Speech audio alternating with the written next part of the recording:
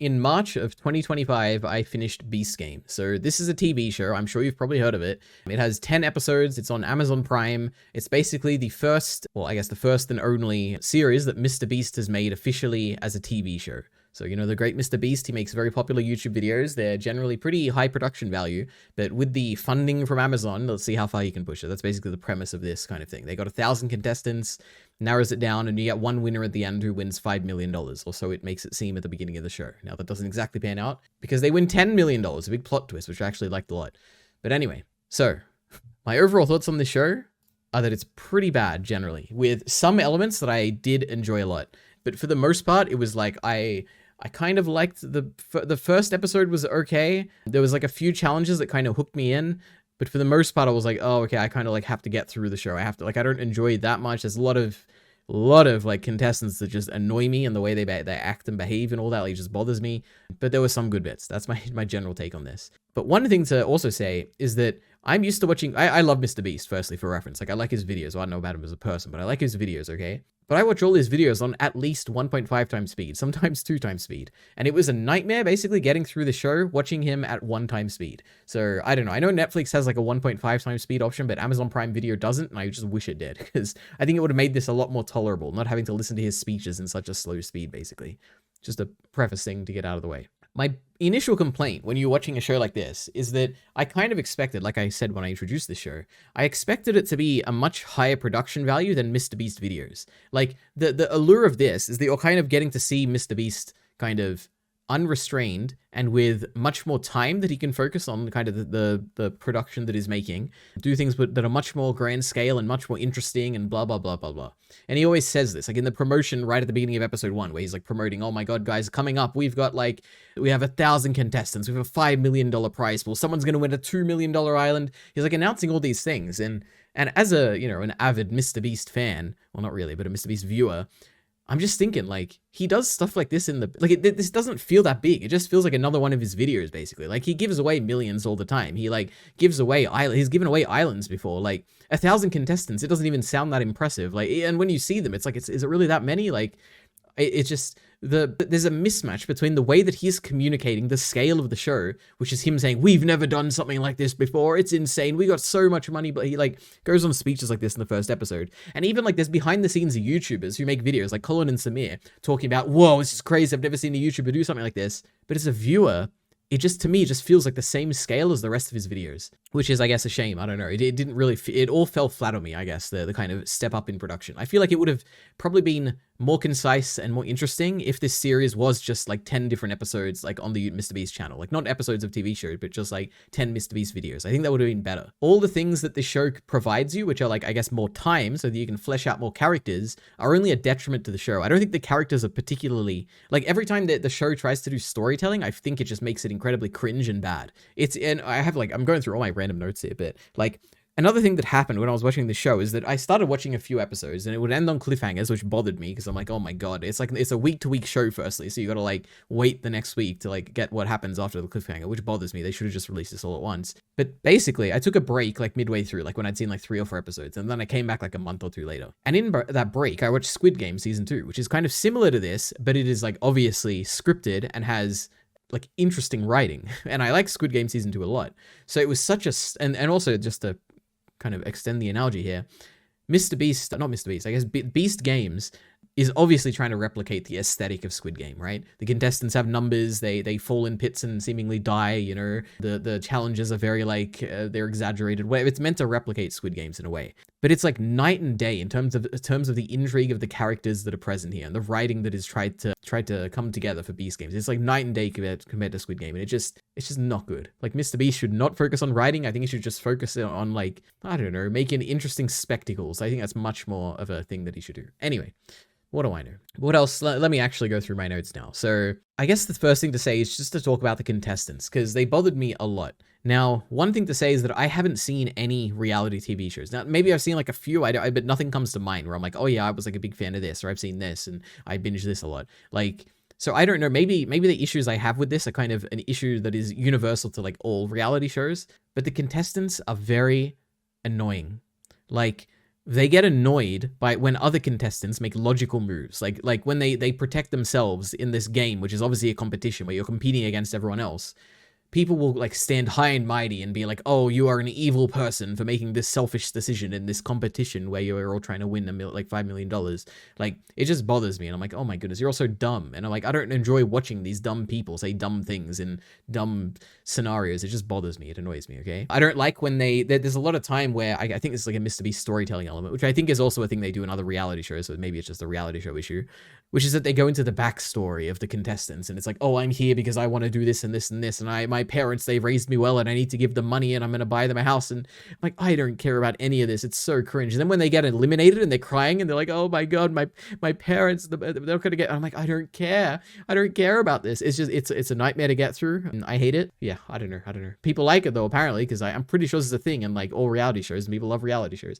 I don't know. Whatever. What else is there? Oh, this is like another thing, because I was going through my notes, because I made notes as I was watching, like week by week, and I made a note in episode 1 that literally predicted who would come first and second, which is crazy. And it's just because of how obvious Mr. Beast's storytelling is. Like the emphasis he places on certain characters and the things he's saying, like when as a narrator, throughout episode 1.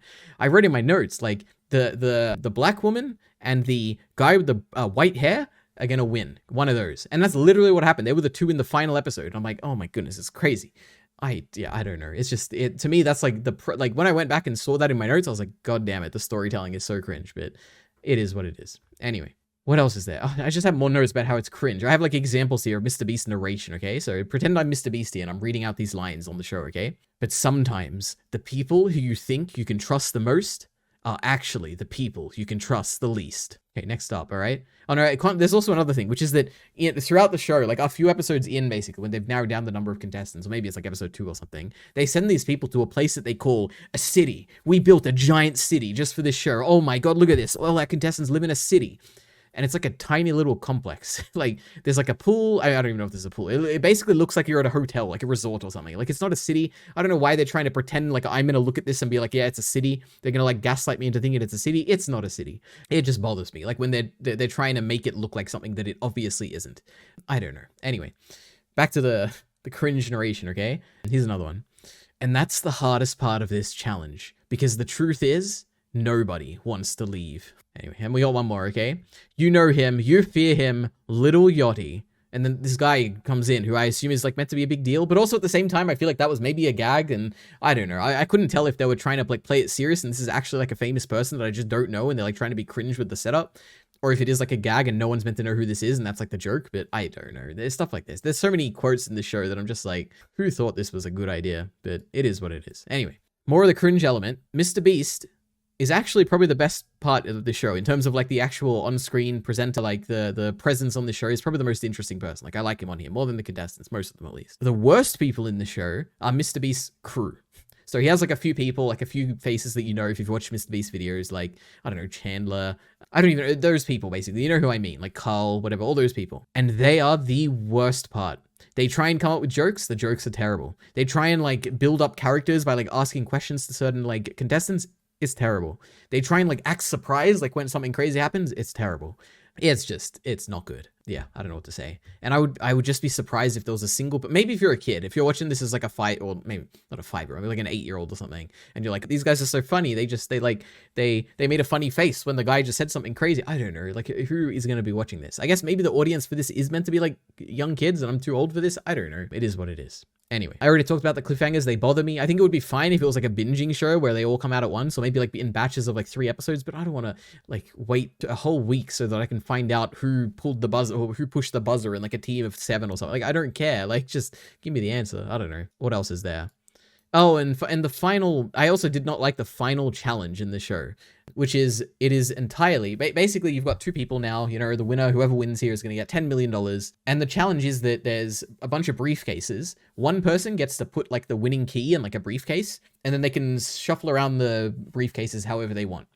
Then the other person like they can also spin it around or whatever, the table with all the briefcases. Then the other person basically has to randomly choose the briefcase, and they can like look at the other contestant and try and probe them and whatever, but it's basically random chance, okay? Unless the other person tells you, you're purely just going off vibes and you're not going to get anything. It's a completely random selection, which bothers me because the feeling I get when I'm watching it, like that final thing, I'm like, in my mind, because it's random, like the winner has already been decided. Like I'm just watching the event play out, which is just like you're literally like clicking a random number generator on Google and you're gonna get the winner here, and it's like so boring. I'm like, can't they do like a competition where like someone will win based on some metric of like, or some like talent that they have, or some like interesting advantage they could? I don't know. It's just like it's just bad. Okay, it's bad. I don't know. Now, that's basically everything bad about the show, okay? Now, let me see if I have anything good. I guess here, just to talk about the contestants themselves, okay? So there were a lot of interesting contestants, and by that I mean there were a lot of characters that I somewhat remember. I don't know if I would particularly say they were appealing or anything, but the ones that I hated the most, and remember, hate can be like a decently interesting thing, because it's like, oh, at least you have strong emotions toward them. Number one, there was a religious guy called Jeremy. Sorry, religious guy, I don't know if that came across. Jeremy. And he was just annoying, okay? He blames that, he like assigns every decision he makes to God. He like is praying all the time. And the most annoying thing to me is that all these damn, I'm assuming Americans who are extremely religious, which is how it goes in America, they're all falling for this like trick of like, oh my God, guys, I'm your leader. You should all pray with me and please pray for me and give me strength and side with me. And whenever I need your help, please help me. And it's like, oh my goodness, I just don't like this. Yeah, I basically, I'm an atheist, and it bothers me when people talk about religion being the driving force behind all their successes in life. It bothers me, and it bothered me here. So I don't know, Jeremy, we didn't like him. But maybe the fact that I have strong feelings on him makes him a good character, but it is what it is. Another person I didn't like is the woman who won the island. She was incredibly annoying. She was always like complaining and always kind of getting annoyed at other people. And then even after she won the island, she kept complaining and kept like being annoying. And I was like, oh my goodness, bro, you won a $2 million island. I think you should be happy now. But no, she wasn't. So that was also annoying. And then there was also a girl called Emma. I put in question marks, I think her name was Emma, who made it like to the top 5 or something like that. She cried after every damn person was eliminated. It bothered me, and I'm like, oh my goodness, I hope she doesn't win. Because if she wins and she's just crying after every possible contestant and everyone's feeling pity for her, and I'm like, oh my goodness, bro, it's a competition. People are here to win. Like, why are you crying for these people who are obviously not going to win? One person's going to win. It's annoying. And there's two people, so those are the people I hated. There's two people that I liked, okay, somewhat. One is Akira, who the main thing I remember him for is that he eliminated these two brothers that were like somewhat annoying, but also somewhat like interesting. I kind of like them. They called them the Habibi brothers, I think. He eliminated them and like he had a bunch of cool moments, basically. Akira, I liked Akira, he was interesting. And the second guy is the actual winner of the show. I did like him. Like, he was enjoyable. He seemed like pretty smart throughout the show. He didn't really, like, there wasn't anything too much where he would like have a moment to shine, or I'm like, oh my God, this guy, he like won this challenge or something like that. But I liked him. He was appealing. He was like one of my two, I guess, favorites here, and he happened to win. I was like, this is great. So yeah, those were the contestants. Now, I guess, yeah, so that was a lot of negative stuff. Now I actually have like highlights, so things I did like about the show. Okay? It's a 2 out of 5. It's not a 1 out of 5. One of them is probably the first like big interesting challenge, which was there was basically this. They basically, there was, I don't know how many people, like 400 people or something, or maybe let's just say 400 for simplicity. And each of the 400 people were split into groups of 4. And each group was nominated one captain. So basically now what you have is 4 people that are representing, one for each team of 100 people. And they go up and they stand on a stage. And on the stage, there's a number that is going up slowly. And over time, it increases and gets faster and faster. And it's going to increase to a number that you don't know what the maximum number is going to be. And at any point, the captains can press the button and they win whatever number is on the screen. And their entire team gets eliminated except for them. So they continue on. They get the money and they get to continue on throughout the show. And this was great because I'm like, if I was in this, like I don't know what I would press. And I was so curious, like who's going to get it? Are they going to get it when it gets to 100,000? Are they going to get it when it gets to 1 million? Like, what's it even going to go up to? We don't even know what the limit is. And it turns out 1 million was like the limit. And it also turns out that no one pressed the button, which was like a crazy, oh my God, I can't believe this is happening. This is so cool. So I was really invested in that kind of challenge. That was a fun challenge. Another one, which I thought was really good, was basically there was this whole episode where they got people to choose whether they wanted to go into mind, physical, or chance. So it's like you can kind of take what element you think you're like best at, and you can like split yourself into like you can distribute into these challenges. And there's like a whole episode where we're following these 3 different groups of people all doing their own independent challenge based on their forte. I like this. This was cool. It was a good, I mean, not like the challenges were particularly interesting or anything, but I guess they were mildly interesting, but more so the structure of the episode was much better than the rest of the episodes, which were, you were constantly changing from team to team and seeing what they were doing and how they were progressing. And I like this structure of this episode. That was a good episode. What else was there? Oh, like I said before, when Akira's taking out the brothers in the trivia contest, that was a decent bit of like storytelling where it's like you set up the brothers to be like villains, even though I like them. They were kind of cool and competent in like winning and tricking other people and stuff. You set them up as villains and you set up Akira as a hero and you like wipe them out, like having Akira risk his like own reputation by taking both of them out. Well, not reputation, but his spot in the show basically. I like that. It was cool. Yeah, I guess more to talk about the brothers, because I know if you've seen the show, I don't know who's watching this, I don't know if you've seen the show or not, but there were basically there was this challenge early in the show where you're basically grouped into groups of 3 and you're in a white box basically with your group of 3 and you have to choose one of you to get eliminated. Now, if no one chooses or volunteers to be eliminated, then you all 3 get eliminated. So you have to basically find someone to get eliminated. And in the group of 3, in one of the groups of 3, there were the 2 brothers and there was a girl. And these brothers like very easily manipulated this girl into like voting herself out. And then they like kind of were laughing about it and stuff. And we're meant to like as the audience hate them because this dumb girl like self-eliminated because she like fell for their plans or whatever. And it's like, it's the most simple like dumb storytelling where it's like, oh, these guys are evil because they like played the game. And I'm like, I don't know. But it is somewhat effective because it's like you do, even though you know, like they made the right choice and it is a game, you at the same time be like, oh, I can't wait to see them like get eliminated. It's going to be fun. And it was when Akira eliminated them. But anyway, what else? There was also a good challenge right like toward the end of the show, like the second last episode or something like that, maybe third last episode, where there's 10 people left and there's $1 million pile outside the house. And one by one, each person is going to be, first they're like hiding like in their house. They can't see how much money is in the pile. They know there's $1 million initially. And one by one in a particular order, the first person will go out and they can take as much as they want from that $1 million. And then they go back into their house. Then the next person comes out and then they can take whatever's left of the remaining money and so on and so forth, basically. And this was really fun because it's like, what do you do? Like, if you're the first person, do you take $1 million? Because then if you take all the $1 million, then maybe people will start hating you because they'll know like, oh my God, ever since like, because they don't necessarily know who took it. But if the second person then says, when I went out, there was no money, like it must have been the first person, they're evil, you know, vote them out next time. Even though there's no like voting, but like we're going to team up against them in the next challenge, you know? So what ended up happening was the first person was nice and fair and they took $100,000, which is their 10th split or whatever. Then the second guy comes in and completely arbitrarily is like, I want to take $223,000 or some ridiculous thing like that because he's like, oh, because I'm born on the 23rd of February or something. And I'm like, this is great. This wacky guy just decided I'm going to take this large amount because of my birthday. And I'm like, all right, well, there we go. And then everyone else like kind of takes like small amounts and whatever. And then I think like maybe it's the third guy, the fourth guy, whatever. He comes in and he takes $650,000. And I'm like, hell yeah, this is great. Like, I would absolutely take this as well. Like, take it all, you know? You're probably not going to win the show. You have like a 1 in 10 chance, realistically. Probably less if you're like less competent at certain things. And he took it to 650,000. I'm like, this is great. I love this guy. But yeah, anyway, that was a lot of fun. What else is there? There was a whole episode, I think it's the second last episode of the show, where you have the top 10 people who had just like stolen money from that pile, basically. Variable amounts. Some people are pissed at others and some people are really happy because they got like a bunch of money. These 10 people are in a tower, like each on their like particular room on a tower. And basically they get like, there's like multiple rounds. There's going to be like 5 rounds to choose the top 5. And in each round, you get like 10 minutes or 20 minutes or something. And you get to make phone calls to other people and bribe them with your amount of money that you like just took from the previous challenge of that $1 million pool. And at the end, you like vote for who you want to get like into the top 5. And this was a good episode. The whole episode, it was like nice and slow. They like covered basically the whole episode was just this one challenge. There was a lot of like really interesting phone calls between the contestants and different bargains and deals and transferring money over between people.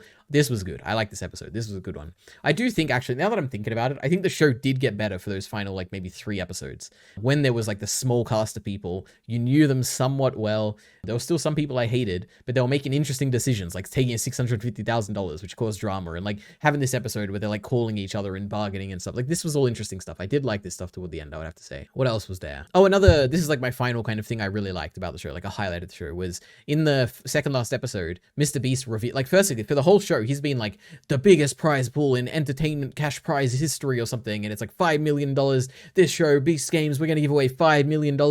And then the plot twist is in the second last episode, guys, I have a secret challenge for you. If anyone wants to flip this coin, If it lands on tails, you're eliminated, the person who flips it. But if it lands on heads, the prize pool is doubled to $10 million.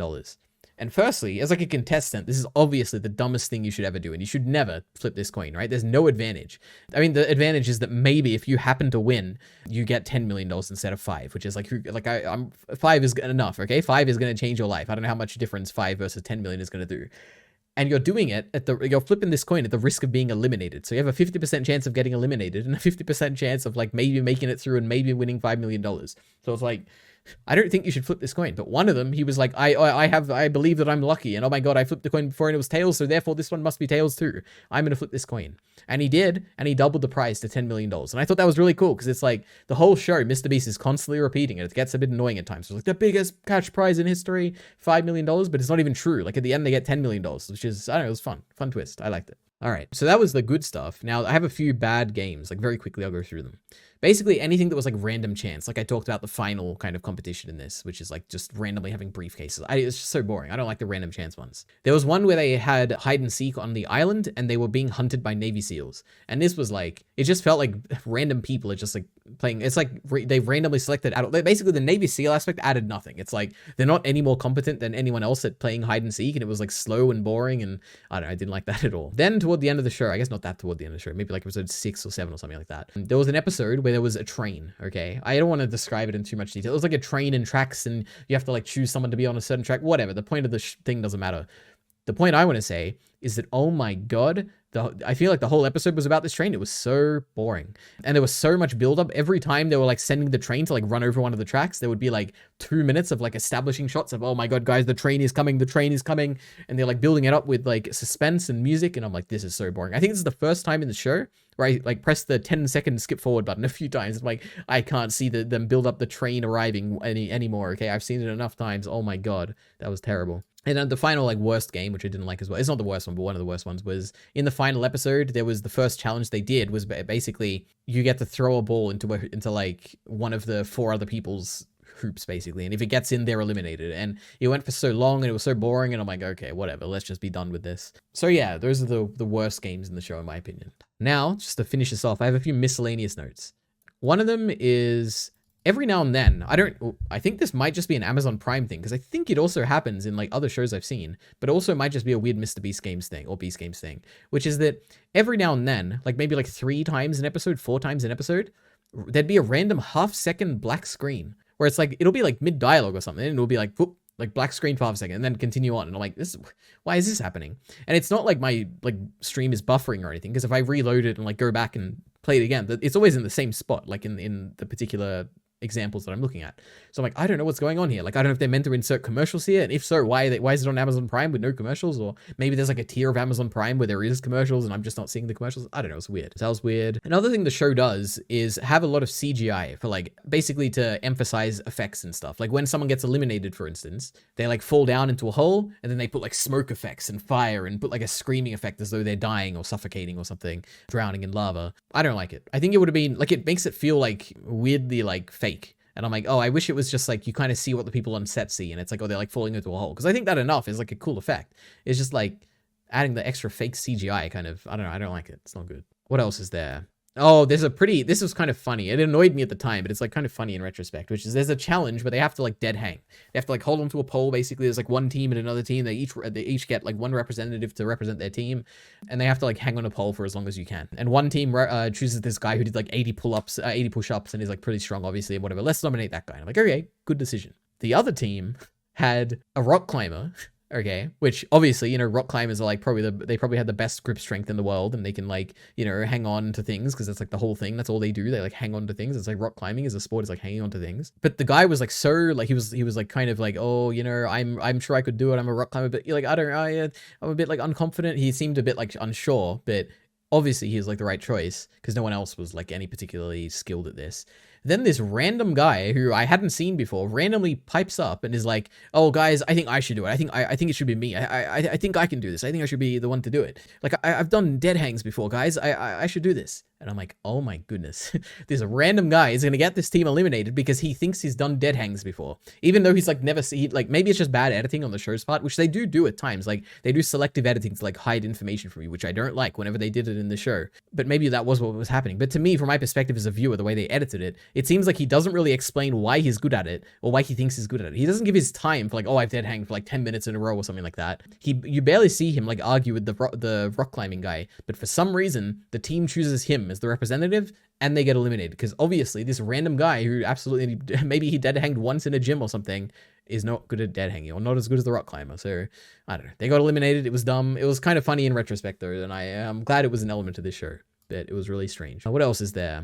One thing I did like is that in the final 5 or 6, I think it was like 6 because my notes actually say 6 for this. Whenever they got eliminated, they kind of did like a montage for the person and they kind of showed their motivation for being here and they showed like the different challenges and how they did, and they're like key moments where you, oh, remember this when they did this, and it was cool. I like that. I was like, oh, okay, we're like kind of, you're reminding me why I should care about this person, like who they were. Like despite how cringe the storytelling is throughout the show, it was kind of good to get a refresher of like, okay, so this is who this was that just got eliminated. I like that. And the last note for Beast Games is when the guy won, his motivation was basically his son has like some disease, some creatine related disease. And he's going to use this $10 million to fund research so that you can find a cure for his son. And then when he won, he's like, his wife and kids show up and his wife is like, oh my God, you're going to find Lucas a cure. And I'm like, oh my God, this is kind of, it got me a little bit emotional. I was like, oh my God, maybe he will. Because the wife is like so happy that they won the 10 million. And oh my God, this 10 million is going to save our son's life. Oh my God. So it got me a little bit. I was like, oh, look at this. Beast Games almost got me to tear up a little bit, you know? But yeah, that was Beast Games, you know, not the best show, but certainly I am glad I watched this because it definitely gave me a perspective on this. And will I be watching season 2? I don't know, probably. It wasn't a 1 out of 5, it was a 2 out of 5. I'm sure it'll step up in some regards. Maybe it will adapt to the feedback and maybe it'll be better. So I'm open to a season 2. But yeah, that was Beast Games.